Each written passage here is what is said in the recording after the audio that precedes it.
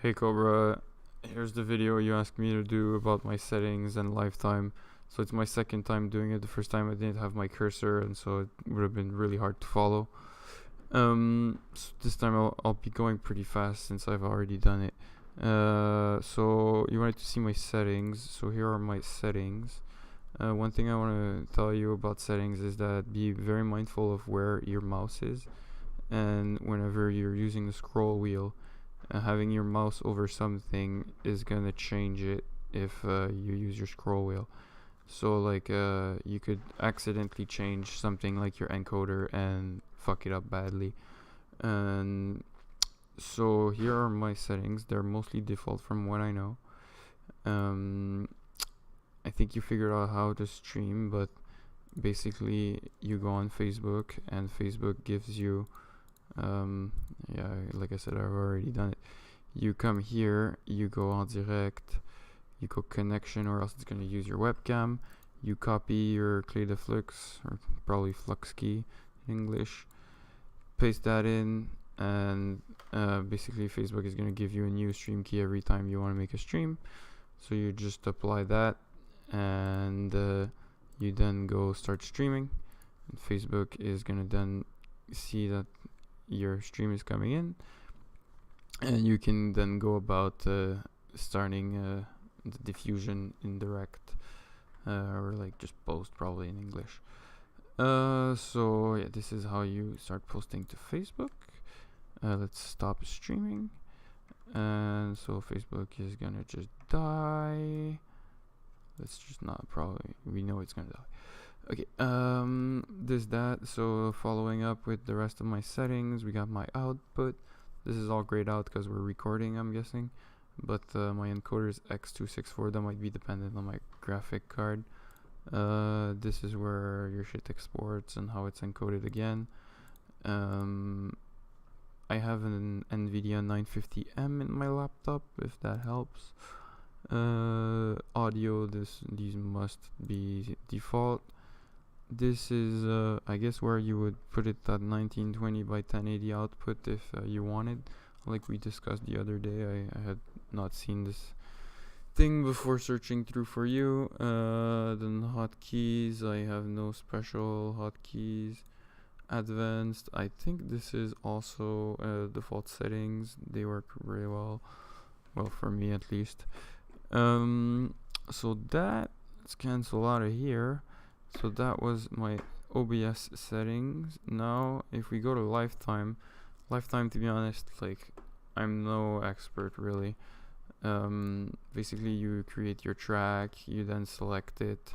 I'm selecting an old track, so I'm able to go to DSC. Let's see, because it's the last track we did. And so I'll be able to like go in the events and choose an older event and show you the settings we were using for that event. So let's double click on that event. It's gonna load it up.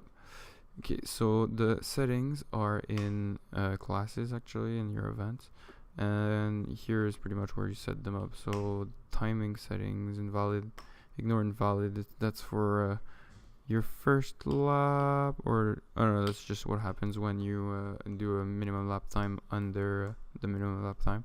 You do a lap under the minimum lap time, it's gonna ignore it.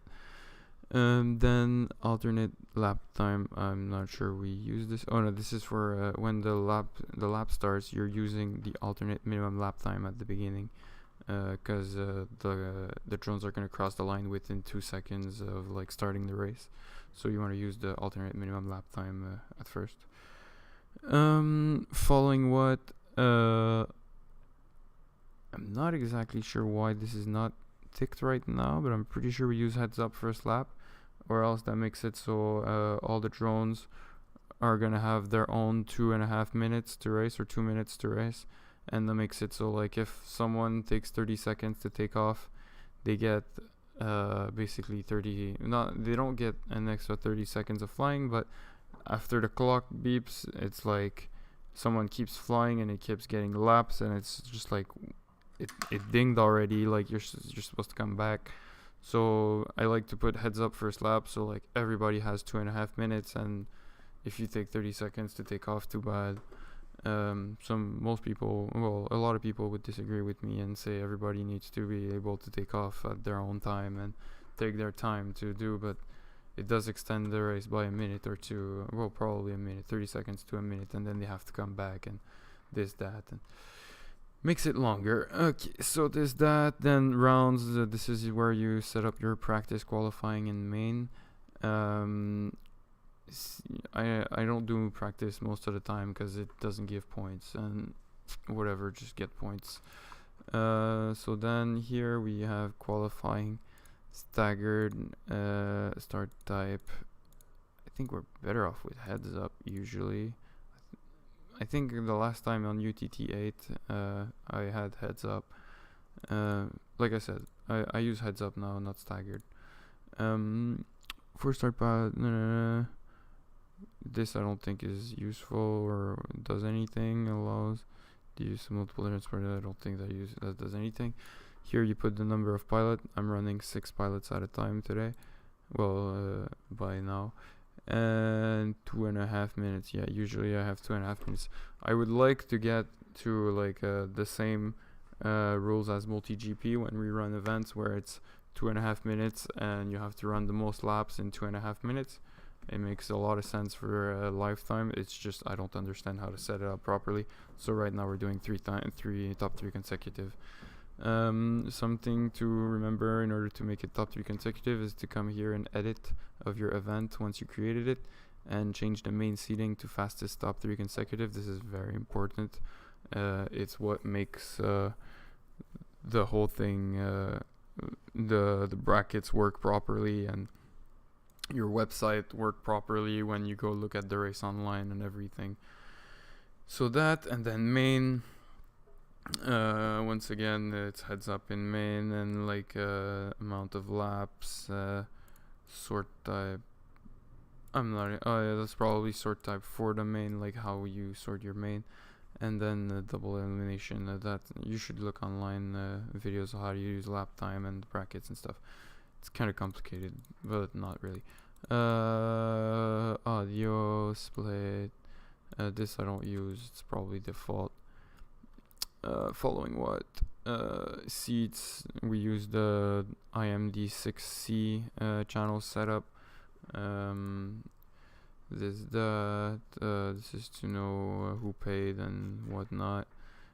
Timing results is where you get your timing results and stuff. Pilots, practice, rounds, racing. During racing, you're probably going to want your laps open, and you're going to be looking at like everybody's lap, make sure they're consistent, make sure no one like is cheating. Basically, you're going to have to delete laps and stuff. You're going to have fake laps and stuff, and trying to make sure that your pilots always go through the whole track and never reset the lap, because that's cheating. In race editor, you can choose your round and then which race it was, and then you can come here and look at all the laps and trash the fake ones. And here's also every time they triggered the decoder. So like you can see if someone has 1,000 times the code and like they triggered it and they had very few laps, it just means that there's a problem. Like either it's too sensitive, either their VTX is blasting, like there's a problem. Like this is good. When you see that they passed, they got a lap, they passed, they got a lap, they passed, they got a lap, that's good. If we look at Mr. Clean that day, he had a clean day.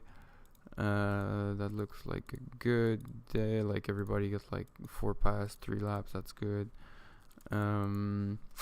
I can't remember someone that had a shitty VTX. That looks good. That looks good. That looks good. Well, anyway, you'll figure it out. You'll see. Just come play in the race results.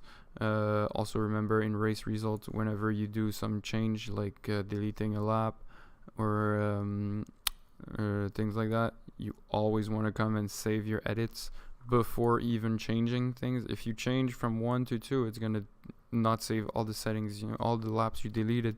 in one, it's not gonna be saved if you don't press save edits before switching race. So there's that. If you have any other question, bro, tell me. I think this is a good amount of knowledge. Peace.